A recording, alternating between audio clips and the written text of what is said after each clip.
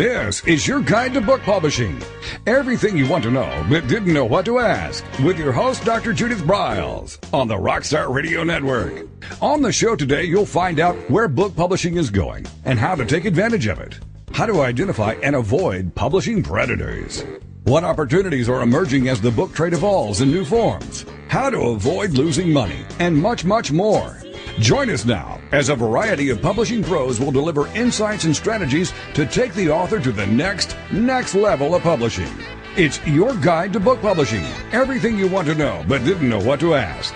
Brought to you by Author You and the Book Shepherd on the Rockstar Radio Network.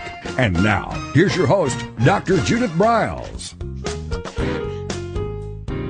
Well, we're in the heart of December, and I have to tell you, coming from Denver, Colorado, we hit a new record last night because our temps dropped to a minus 14 below zero.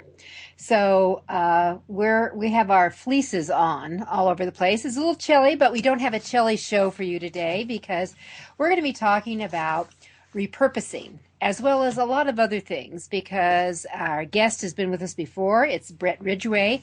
He is the author of 50 Biggest Website Mistakes.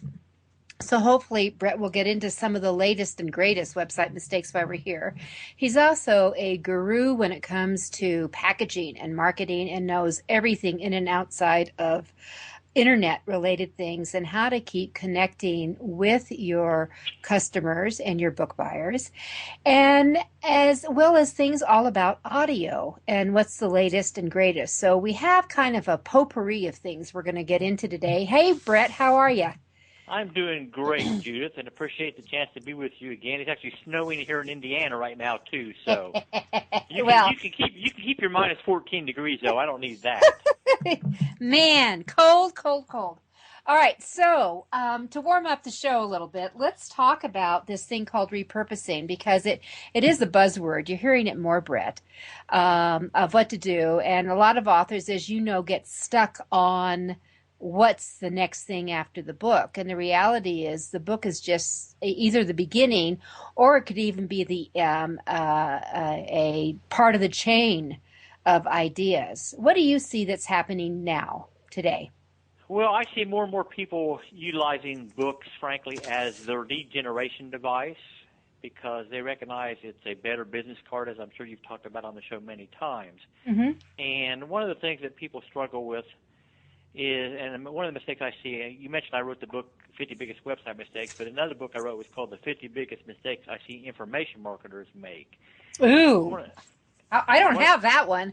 You don't have that one, huh? I don't have that one. Okay. And one of the things that certainly is one of those 50 mistakes in that book is the failure to repurpose content. Because most people, they think that they basically have to start with a blank page every time. And it just makes it so hard when you're trying to do any type of marketing or creating new products or whatever to start with a blank slate every time. And, I mean, we're all talking about writer's block and all that. Well, chances are, if you're an author or thinking about becoming an author, you've already got content you've already created. And you need to think about your books as content that you have and all the different ways you can utilize that content to help you market your products and services, make people aware of your books, whatever it may be. I mean, just think about all the ways, and here's a brief list, but think about all the ways, Judith, that you can utilize content that you may already have to help further your cause, build your platform bigger and all that. I mean, you've got the books themselves, but you've got articles, you get audio versions of your books, blogs, e-books, e-courses, home study courses, membership sites, podcasts, press releases, special reports, teleseminars, tips books, transcripts, videos, et cetera, et cetera. And so there's many things that you can do with content you already have, and so don't try to start with a blank page every time. Think about what you already have in the hopper that you can repurpose and use in some way to spread the word. Well, and that's critical, I think, is to bypass the blank page, because they do get that glaze in the eyes thinking, oh my God, what am I going to do next? And I get that with blogs. The recent blog I did on the authoru.org website was 52 blog ideas, and some of the blog ideas had 10 other ideas within them. And literally, if you blog once a week, I gave you an idea for every week of the coming year. Now, that would be hot for me to get a hold of if I was sitting with a blank slate. Sure, and that's a great idea. I mean, those blog posts obviously can be combined into articles, or you can take articles and slice them up into blog posts. You can combine articles to create books. I mean, there's literally no limit to how you can take content you already have and repurpose it to, again, spread your message and go wider. I mean, one of the most brilliant things I heard recently, Judith, was somebody had written a, quote, book, but rather than packaging it as a book and selling it as a book, they chopped it up into like 10 or 12 or whatever it was, special reports, and sold each of those special reports like at $17. So for each chapter of their book, essentially, they were getting as much as it would if people had bought the entire book as a standalone item. Or actually many times over. If they bought the book for $20 and now they're paying for each chapter, $15 or $17, do the math. Yeah, so if people are willing to pay for a chapter, I mean, obviously it needs to be great content, which is a given, but, I mean, if you can get 10 times 17 rather than 17 for your content, well, that sounds like a winning formula to me. Home run. I would call that a home run formula, where I'm going in. Now, some of the things that you have done with you've done a lot with events, and you've certainly worked a lot with speakers. And I guess what we should also tell our listeners is you're the co-founder of Speaker Fulfillment Services, as well as Author Fulfillment Services, so that you work with authors and speakers hand in hand in helping them develop information to get them out there and really you put together the packaging in a lot of ways and do the mailing for them. Is that not correct? That's true. And certainly, I mean, it probably would be worthwhile to give a brief overview of all the different things that we do so people know where we're coming from, and it may strike some questions or areas you want to head off into today. Sure. So, why don't you? That's a good idea. Certainly, our core business is Speaker Fulfillment Services, and Author Fulfillment Services is a subsidiary of that, essentially. But what Speaker Fulfillment Services does is work with speakers, authors, and other information marketers doing the actual behind-the-scenes manufacturing, packaging, warehousing, and shipping of people's physical information products. So if you created a home study course or a CD set or a video set or any combination thereof, printed manuals, whatever, we actually make it here, we package it, we integrate with your shopping cart so that when you get an order, then we just ship it out to your customer for you, so it's entirely hands-off for you. So that's where we get involved in providing duplication services and fulfillment for people.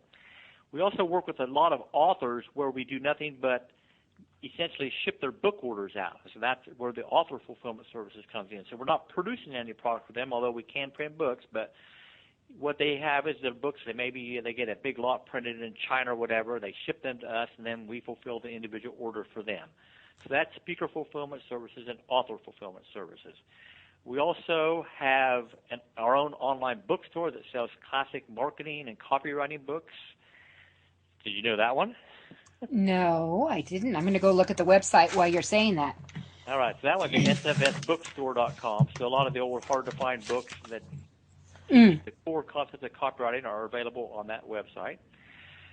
We also have our own e-commerce platform called Red Oak Cart, where if you are selling products online and you need a solid system to be able to communicate with your list by email as well as do e-commerce, then our Red Oak Cart system is out there. We also are behind the scenes on a couple of fairly large membership sites. One is in the internet marketing space, which is called AM2. It's a partnership with a guy named Armin Morin. We also have a partnership in another membership site that is aimed at authors. And then we also we have a product that you're a big fan of. Well, we need to get you started with, Judith, is our Disc Deliver product, which is a print-on-demand self-mailer for CDs and DVDs. So if you're doing lead generation of any type, so maybe you're running ads where you say, hey, get my audio, just pay shipping and handling, then we produce those basically same day that you get an order and drop them in the mail that afternoon, and that's an all-inclusive $5.99 out the door type service. So Yeah, that's huge. That's huge. Okay, we're going to come back with for after our first break in about 15 seconds, and then let's get into how we now can integrate some of this. And I should tell all our listeners, his warehousing is one of the best deals on the planet. But we'll come back to that. This is Judith Briles. My guest is Bret Ridgway. You're listening to Author You, your guide to book publishing.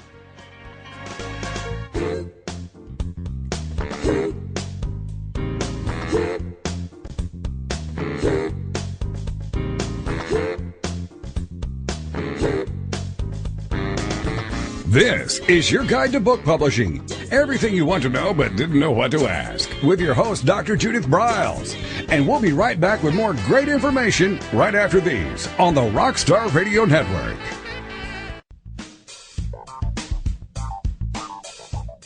Is there a book in you or another? Author You will show you how to create, develop, and publish your book without being hoodwinked. If you already have a book out, you'll find a supportive and brainstorming community that's connected and creative no matter where you live. Author U brings in national experts for its book camps and annual author extravaganza held each May. It has regular meetings and delivers webinars for its members on timely topics. Through Author U's extensive network, members enjoy exclusive benefits, including significant discounts for a variety of services necessary to publishing. The Resource, its online book publishing news magazine, is content-heavy and it's free. If you want to create a book that has pizzazz, punch, and panache, Author U is for you. If you're a hobbyist or a casual author, it's not. Join Author U today through its website at authoru.org. Follow Author U on Twitter at Author U and on Facebook at Author U, where timely author and publishing tips and articles are posted daily. Author U, where the author goes to become seriously successful.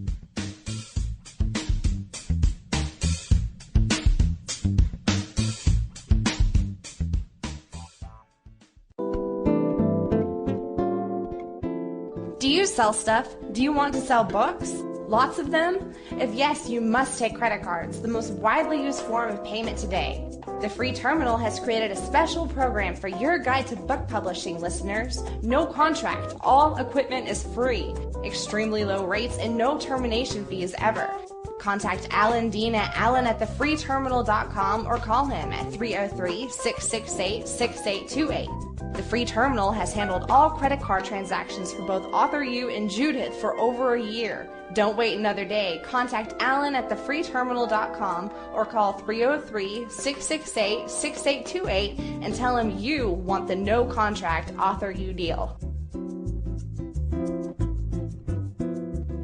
Every picture tells a story. And it's a truism that people do judge a book by its cover. Nick Sellinger and NZ Graphics have been in the business of producing superior graphic cover design and interior layout for self-published authors, independent and traditional publishers for years. He has developed a reputation for excellent work, fast turnarounds, and best of all, affordable pricing. NZ Graphics also produces ebooks and book marketing materials such as posters, sell sheets, postcards, bookmarks, business cards, logos, and more. Books designed for his clients have won multiple book awards, including Best Book Award by U.S. Book News, multiple Evie Awards from the Colorado Independent Publishers Association, Indie Book Awards, the San Francisco Book Festival Award, and Freedom Medal Award from Valley Forge. Visit www.nzgraphics.com or call 303-985-4174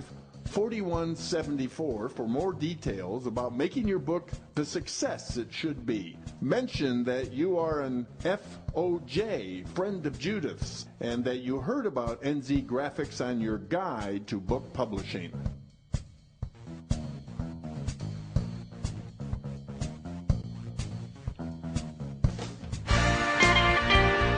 Welcome back to your guide to book publishing. Everything you want to know but didn't know what to ask on the Rockstar Radio Network. If you want to write and publish a book, if you want to be successful as an author, your guide to book publishing, everything you want to know but didn't know what to ask, is for you. Stay tuned and you'll hear about statistics, scenarios, and strategies on what to do now to get you published. So let's get back to the show. And here again is your host, Dr. Judith Briles. With With me this hour is Bret Ridgway. He's an author of several books, including The 50 Business Mistakes I See Information Marketers Make and 50 Biggest Website Mistakes, as well as he knows publishing, he knows authors, he has a warehouse for authors and provides fulfillment services, as well as he is a creator and distributor of the products that come off of their books. So we're talking about how to create those products in this fabulous word, which is one of the big buzzwords out here in publishing, called repurposing. So if let's say I have my book. So what steps do I need to do, Bret, to go through in modifying it to allows it to go into a repurposing channel? Well, one thing I think you need to do is, first of all, decide which repurposing channel or channels you want to go after, because there are literally, I saw a list somewhere one time, like somebody had 216 different ways you could repurpose your content. I mean, holy smokes. I mean, obviously one isn't going to do all 216, but you want to pick probably 2 or 3 key ones you want to start with.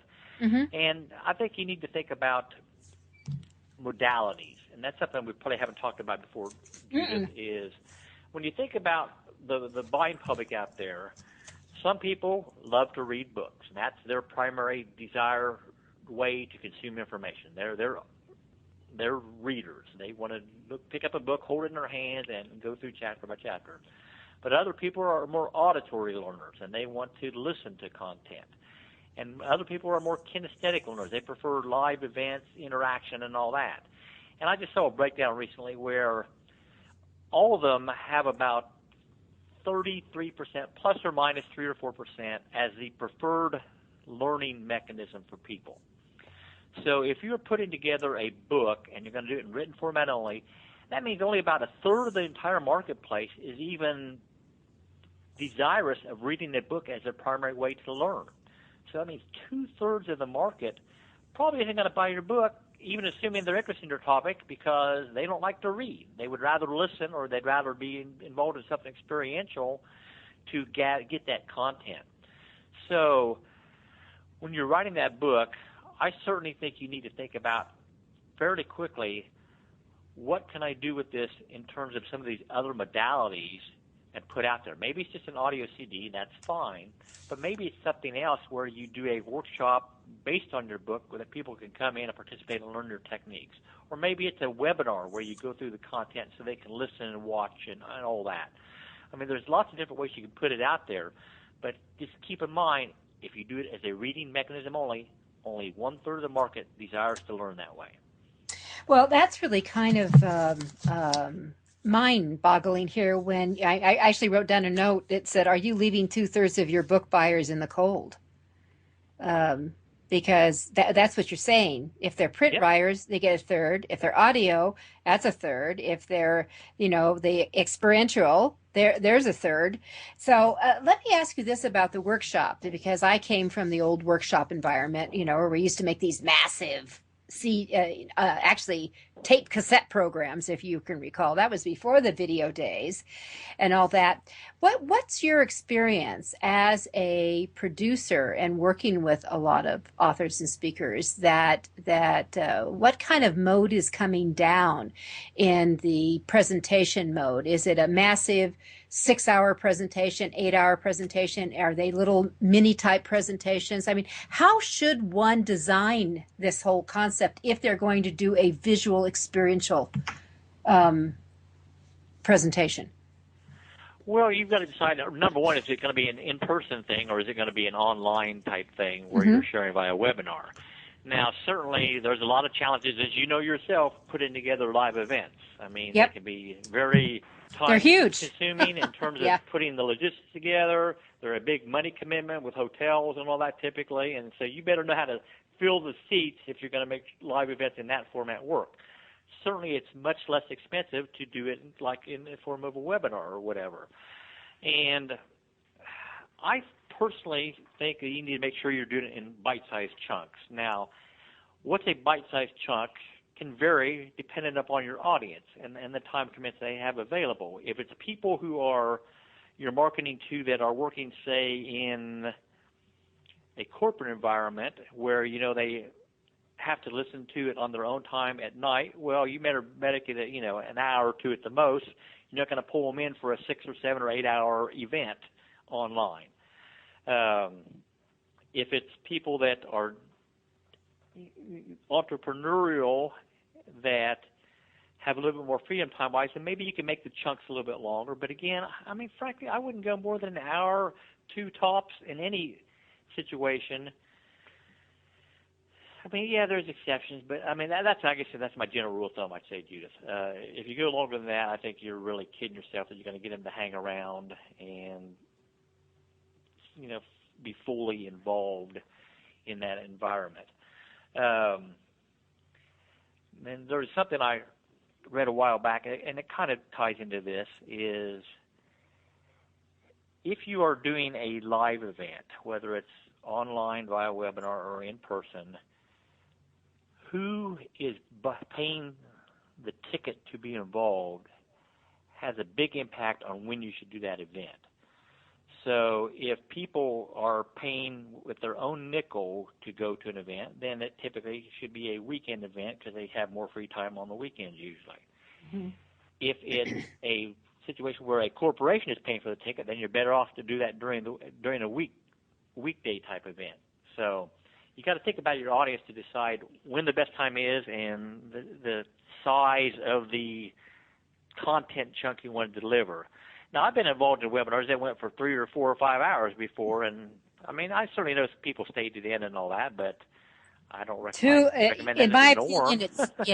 But in my opinion, it's too long. You have to have pee breaks, to put it bluntly, and you have to. I learned long ago, because my whole movement, primarily when I was really moving books, was I was a speaker, and I learned that you can't have people butts in the seat for more than 90 minutes. You have got to have a break, and they need it mentally, they need it physically, and so they can move around. Yep, I agree. So, all right. So we've got that. But coming back to the is it visual or audio? Are people doing a lot of audio type of programs, or does it have to be video? One of the things that I get from a lot of, you got to have video. If you don't have video, you're dead. Is that true? I think certainly to some extent now it is true. We certainly still do a lot of audio components for people. It's not like it's disappeared or whatever. Mm-hmm. But with everything being so visual on the internet now, the YouTube world of today, where people expect to see things, and they say if you don't have video on your website, you're behind the times and all that. It's come to be an expectation now, and so I think there is some realm where it's perceived as you're antiquated or behind the times if you don't have some type of a visual component, especially on a website. Mm-hmm. Now, when you are talking about repurposing content, and let's say you're going to do a book, well, think about ways that you can integrate video into your book, and that's by obviously including links within the book itself that say, go to this website to watch a special video that goes into this more in depth, or you want to see the steps, the how-to step-by-step how this is done, not just a description in the book here, go watch this video. So you can tie them into video with the book and incorporate both modalities together in that way, so you can expand upon the printed word a little bit. So, yeah, I think it's somewhat true, Judith, these days. Video is certainly kind of an expectation of people. But, the place for audio will remain for a long time, because how many millions of people still commute every day? And if they can mm-hmm. pop an MP3, put an MP3 on their iPod or pop a CD into their vehicle and listen to it while they're commuting, then you've got a captive audience. And if you don't offer your content in that format, again, you're leaving money on the table. So, and the new cars next year, and certainly by 2015, but starting next year, the new cars are going to have the capability of downloading shows like this, the podcast. that are network connected. So that's going to open up a whole new listening realm, because the last thing you do want is a commuter watching a video while they're driving. Yes, I would not advise that. Which I did have an experience in a taxi where that happened, and I told him to stop. All right, we're going to be right back. This is Judith Briles. Bret Ridgway is my guest. You're listening to Author U, your guide to book publishing.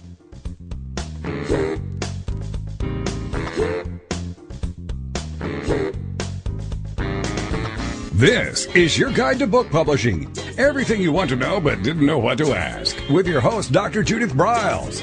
And we'll be right back with more great information right after these on the Rockstar Radio Network. Since 1987, Color House Graphics has set the standard for quality book production. Whether you decide to print a small quantity of books or need a large print run, depend on Color House to help you. You'll receive professional help and advice the moment you reach one of our representatives.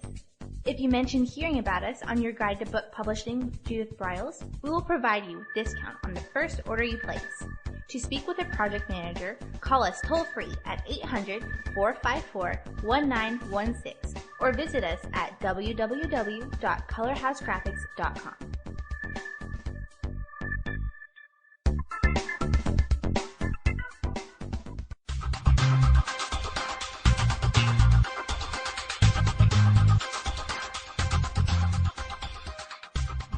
When Ned Thompson and Harry Shore started Thompson Shore in 1972, they believed employees with great character would make up the best company. They were right. They hired people who were not only experts in bookmaking, but who were obsessed with quality and delivering exceptional customer service. Almost 40 years later, Thompson Shore remains a 100% employee-owned company. Ned and Harry knew that successful customer projects are a direct result of empowered employees. We specialize in all books for large and small publishers. Creating beautiful and well-made books, we're dedicated to pleasing our customers by making the experience a good one from start to finish. The personal touch we have with our customers allows us to be innovative in solving their most difficult challenges. Our platform also ensures that we can remain flexible to meet our customers' unique needs and expectations. Our marketing kit can create buzz for your title, enhancing the promotion of your book during infancy. When you need to test the market to gauge your future sales, we can provide digitally printed books that will transition seamlessly into a larger offset run. From ebook to hard copy to delivery, our skillful customer service teams are at the ready to answer your most pressing question. At Thompson Shore, we know that making the highest quality books requires more than just best technologies. It requires superior customer service, professionalism to the trade, and commitment to environmental and social values. With these standards of excellence in place, you can be sure that we will always help you put your best book forward.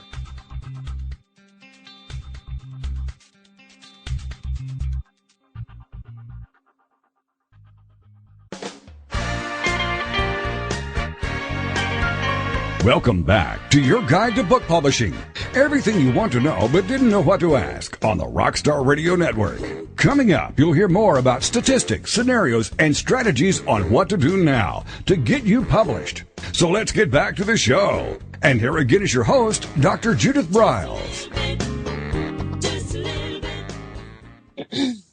All right, so with me is Bret Ridgway, and he is the co-founder of Speaker Fulfillment Services and Author Fulfillment Services, plus a lot of zillion other things. And we're talking about repurposing your book and how to we're really the other word, and which we haven't said, which is called monetizing.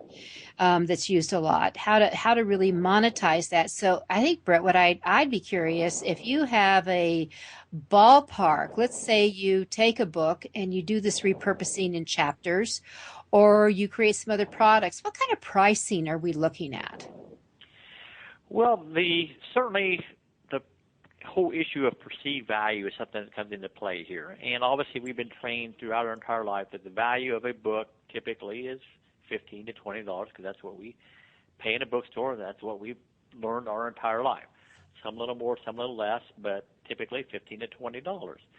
Well, you need to realize as an author that you can take that exact same content, and if you repackage it in certain ways, just by packaging it differently, it increases the perceived value and therefore the price that you can charge for that product. So let's say you have a 150-page book that's a softcover book that you're going to sell $15.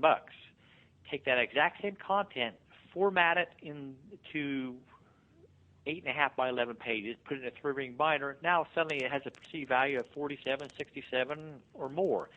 And you need to keep in mind here, Judith, that you have the whole issue of hard topics versus soft topics. I don't remember if we talked about this before or not, but I mean, a hard topic is anything that's kind of related to how to make money. So how to make money in real estate or Forex or the stock market or whatever it may be. That's considered a hard topic. And hard topics typically command a higher price point than soft topics. Soft topics being things like how to improve your relationship, eating healthy, weight loss, whatever it may be. So you've got to look at the topic that your book's about when you're going to repurpose as to what price points you can charge. And obviously the only way that you really know for sure is by price testing. But typically, if you take a book that sells for $15 and you repackage it into a 3-ring binder, so it's kind of a how-to course type thing, now it's going to command a higher price point, 47, 67, 97, whatever. Add a couple audios to that so that it becomes more of a basic home study course. Now maybe you have a $197 product, $297. Keeping in mind also that the more niched your topic is, the higher price point that it typically can command. So you might have a weight loss product that if you niche it at moms who've just given birth type thing, because it's more specific, typically you can charge a little bit more for that. If you add in some checklist and some maybe a DVD or two where you have more of a full-fledged home study course, then again, depending on your market, now you may have a $397, $497, $697 product. Again, the market's going to tell you what will work long term. So certainly the format which you deliver your content in can have massive impacts on how much you can charge for that. Now, there's a little rule of thumb here I like to talk about. I'm sure we talked about it before, but it's certainly worth re-mentioning here. Good. Is that typically, as an information marketer, the price at which you sell your product should be about a 10-to-1 markup over your hard cost to get the product out the door. So that means if you have $20 in producing the product, then it means you need to be selling it for about $197 or more to make the numbers work long term, because obviously you need money for marketing, administration, et cetera, et cetera, et cetera. So if you have a product that you have $50 in, to make the numbers work long term, that means that needs to be a $497 product or higher. Now, we're not saying, Judith, that if you have a lead generation product that's designed to get people into your funnel and you can sell like crazy on the back end, that you can't even afford to give away that first product. But you better know your back end conversion numbers before you head down that path, or you can get yourself in a big hole real quick.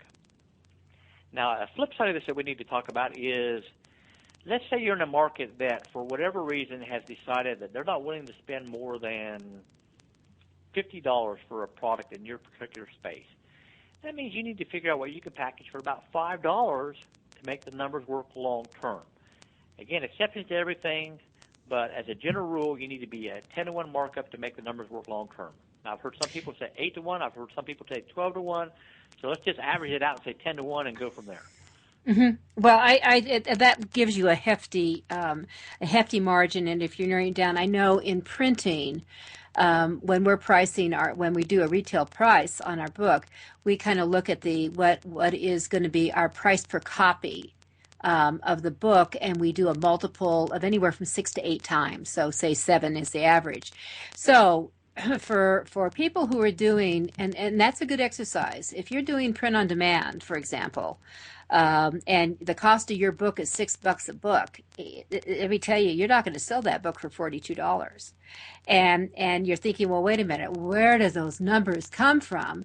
Well, if your goal was to work in selling your book through, let's say, not a back of the room, but through a distribution channel of some sort, they're going to take a 55% hack off the retail price. And if your book is sitting at a $20 price, all of a sudden that net to you is $9. And if you've got a $6 cost per book, which a lot do, when you do these onesie and twosies and tens books at a time, that if you come up with that kind of thing, you've got this $3 little margin. Well, wait a minute. What about your other design factors? What about any marketing? What about, all the other fill in the blanks? And all of a sudden, it's just what Bret said. You are in the frickin' hole.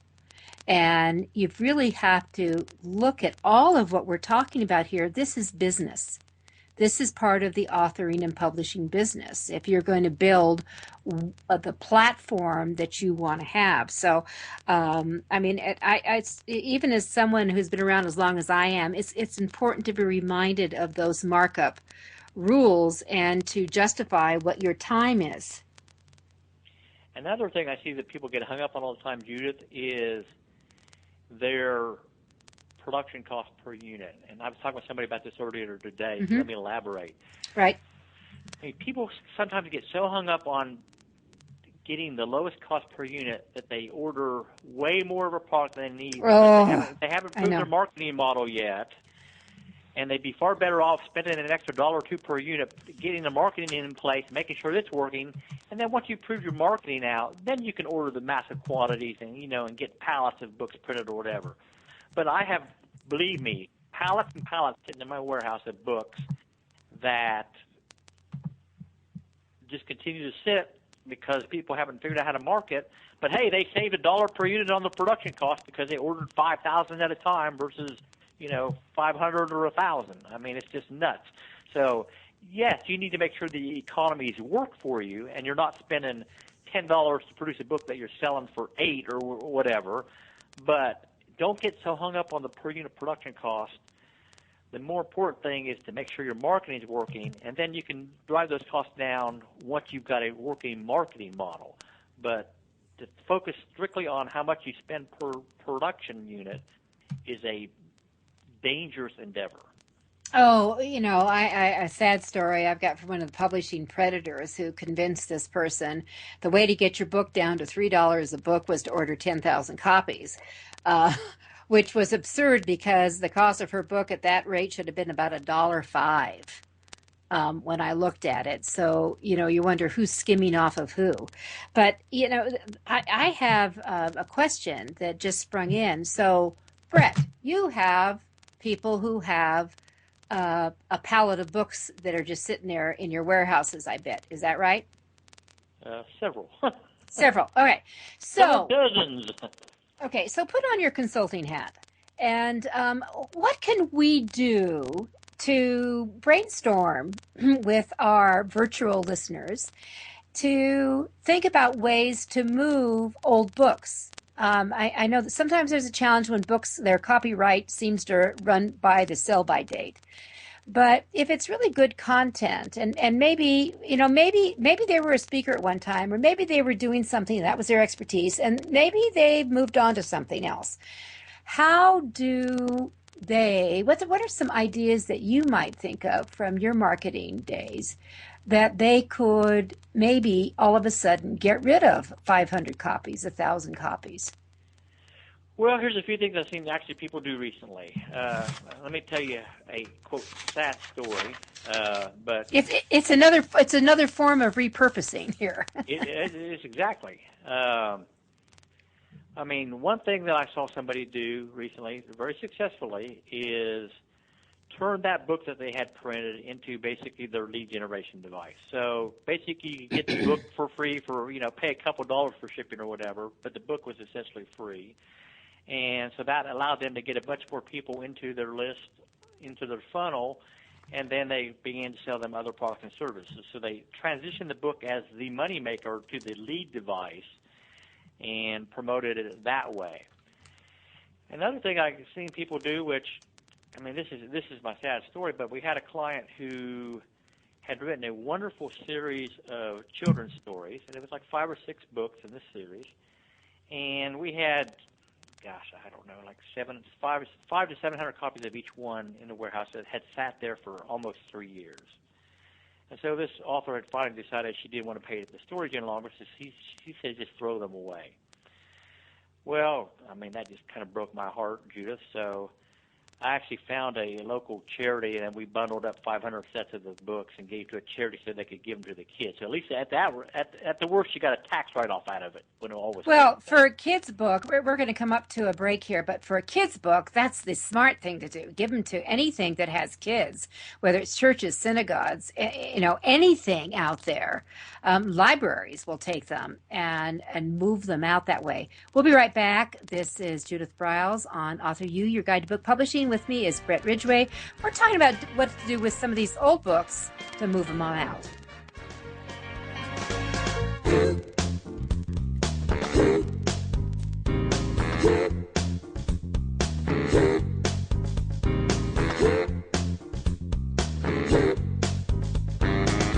This is your guide to book publishing. Everything you want to know but didn't know what to ask. With your host, Dr. Judith Briles. And we'll be right back with more great information right after these on the Rockstar Radio Network. Do you sell stuff? Do you want to sell books? Lots of them? If yes, you must take credit cards, the most widely used form of payment today. The free terminal has created a special program for your guide to book publishing listeners. No contract, all equipment is free, extremely low rates, and no termination fees ever. Contact Alan Dean at alan@thefreeterminal.com or call him at 303-668-6828.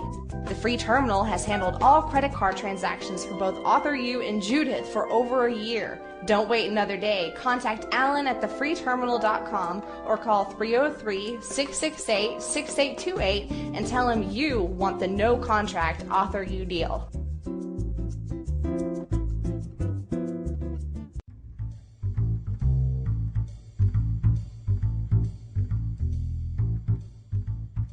The book shepherding concept is simple. The publishing world is changing, and so must you. You need an experienced shepherd and a guide to partner with you as you create, strategize, develop, publish, and achieve your publishing goals. You can't do it alone without paying the price. You can spend your money creating a book that turns out to be so-so, or you can create a book that looks and feels classy, builds your brand, and is a financial success, a bestseller. It's your choice. You choose. You need the book shepherd. Publishing is riddled with obstacles, sometimes nightmares for the author. You don't need problems, you want solutions. Dr. Judith Briles will shepherd you through the maze and the chaos. At times, she's had to step in and rescue a book that has been sabotaged by a publisher, or by a publishing service provider, or sometimes even the author themselves. Judith Briles is the book shepherd. If you want to create a book with no regrets, give her a call today, 303-885-2207. That's 303-885-2207, or email her at judith@briles.com. By the way, Briles is spelled B-R-I-L-E-S. Follow Judith on Twitter at My Book Shepherd and on Facebook at The Book Shepherd.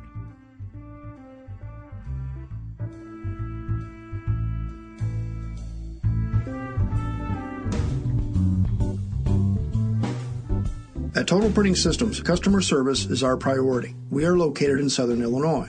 Our employees have an average of 18 years experience and know that customer relationships are important to our continued success. We have been a short-run book printer for nearly 40 years and always stay at the forefront of technology. Our niche is from 1 to 5,000 copies. Today, we offer digital, black and white, and 4-color high-speed inkjet printing, a cost-effective way to introduce color into your short-run titles. We, of course, offer traditional offset printing as well. Bindery is done in-house, from adhesive case binding to PUR perfect binding to mechanical binding of all types, including side sewing. We provide warehousing, kitting, distribution, inventory management, a new print-on-demand facility, streaming browser-based ebooks, and bookstore. Call us at 1-800-465-5200 for a quote on your next book project. You can also visit our website at www.tps1.com. Welcome back to your guide to book publishing. Everything you want to know but didn't know what to ask on the Rockstar Radio Network.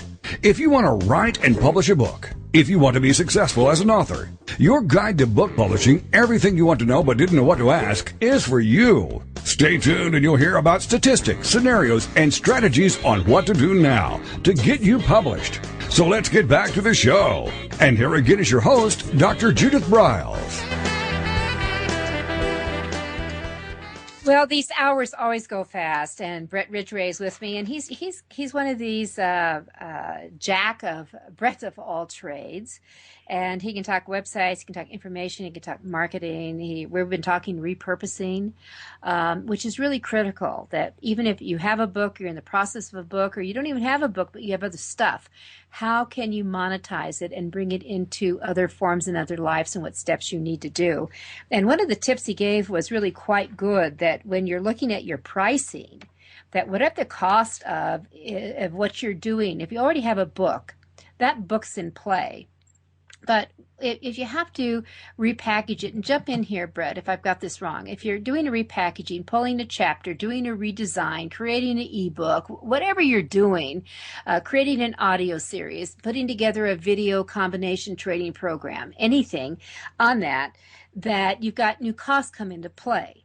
And that when you're pricing it out, you're looking at roughly a 10-to-1. So your retail price to the public is going to be 10 times what your actual hard out-of-pocket costs. Is that correct, Bret? That's correct. And keep in mind that those costs not necessarily include, printing costs or CD duplication costs or whatever, but you also got shipping and handling costs to your customers, postage, et cetera. So you need to roll all those numbers into whatever that cost is to make sure you're looking at the actual hard out-of-pocket cost. Yes, so exactly. So if you created, like Bret has this really nifty thing that I am going to do this next year, where you could create, for example, maybe something going out every quarter or every month or every other month or something, and maybe you create a new CD set that you set out, that you can create it, they'll duplicate it, they'll package it, they send it out in this fabulous mailer, and the cost is just under $6. I mean, that's a steal. And what you're doing is you're talking about a membership type of group that you will evolve. And that's something that's really on our game board to create for this coming year, to have something in our own internal mastermind that it goes out. So it could, and it doesn't have to be a full-blown hour or 2 hours. It could be 20 minutes. Is that correct, Bret? It's just something. Well, that's exactly true. And when you talk about membership sites in the digital world where people are coming online to get content from you, I think it's so important to maintain some type of offline touches with those people, because it's so easy to get out of sight, out of mind, and there's still a certain cachet to books and CDs and physical product where there's something tangible they can hold in their hands. It has a higher perceived value than something they download off a website. And so by inserting yourself back into the forefront of their mind, by sending them something physical in the mail, then I think you keep your members happier, and obviously the happier they are, the longer they'll remain a member.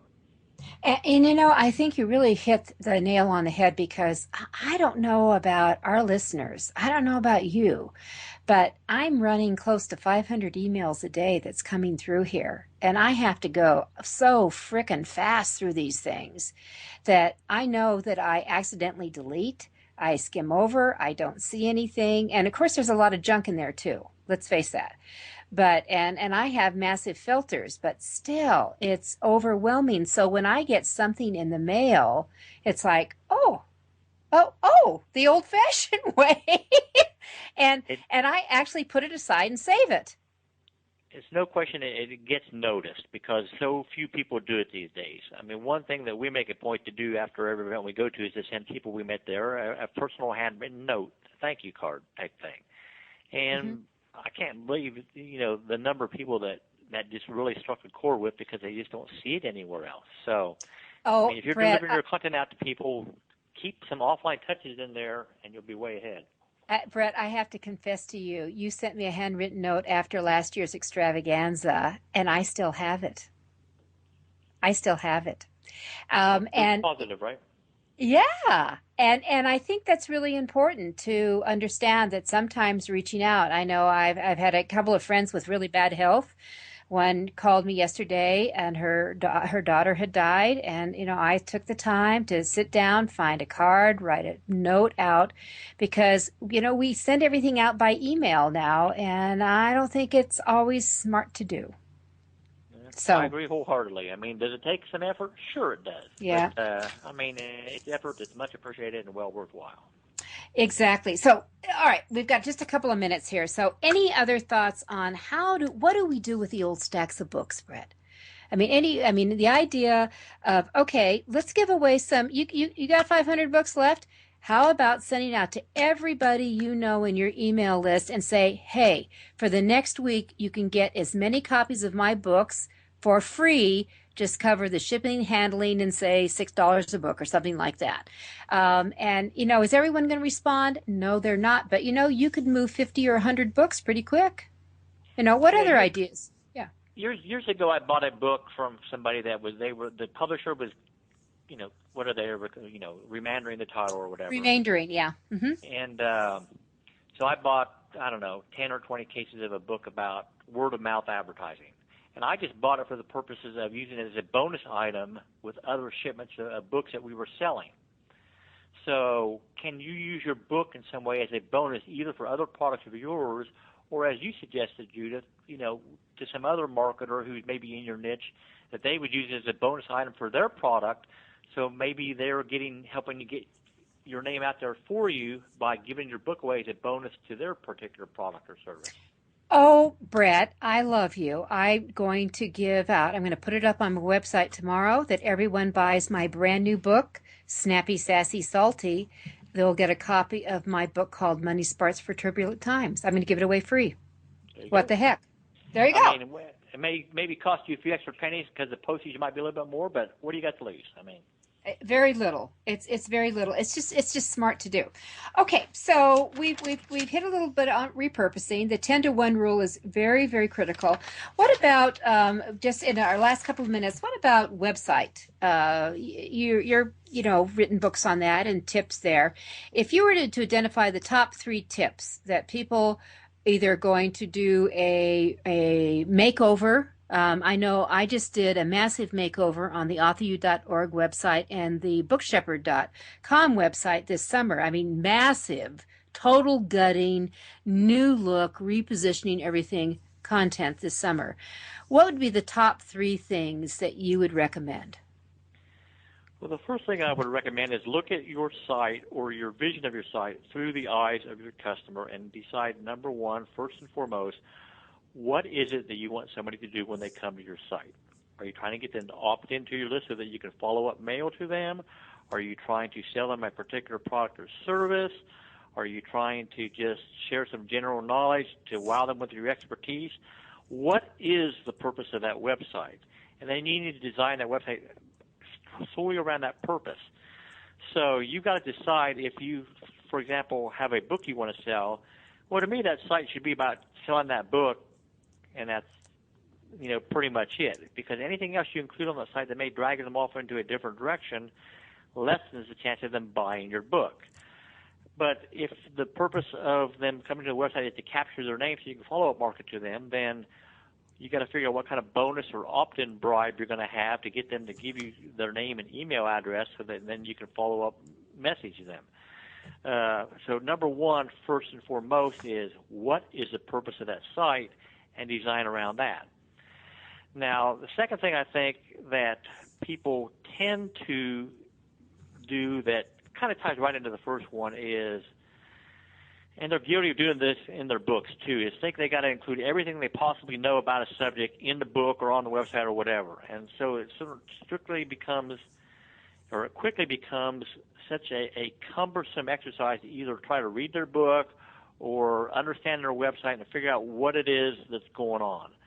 And, a long time ago I heard the expression, a confused mind never buys. And that's certainly true on a website as much as anywhere. So number one and number two kind of tie together, but what do you want them to do on their site, and make sure you design around that, and don't confuse them with too much.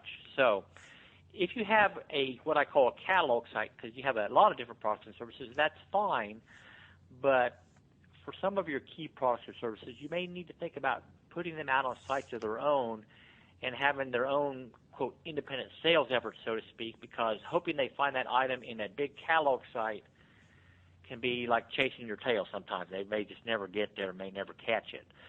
So function the function of the site in terms of what you want them to do is first and foremost. Secondly, to make sure you don't have too much on the site so that they get confused. And number 3, I'm going to say, and somebody was arguing with me about this last week or the week before, but I think it's still important to make sure that your site is clean. And, clean means different things to different people, but if it looks old school and it doesn't have any video component on it and it looks like something that a 6th grader could have designed, then if you look unprofessional, then they're not going to take you seriously. So you got to have a clean look. All right, so we're going to leave it at that with our 7 seconds to go. So thank you to Bret Ridgway. Next week, we're going to have Carolyn Howard Johnson. We're doing frugal marketing. It'll be great. And pay attention, that 10 to 1, those 3 tips on what websites. And I think the it can't look like a 6th grader designed it. Thanks, Bret. We'll talk to you later. You're welcome.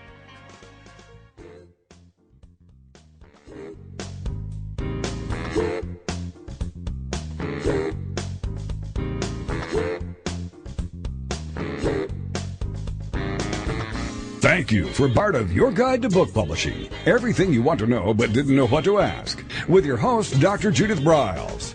Each week, a variety of publishing pros will deliver insights and strategies to take you, the author, to the next level.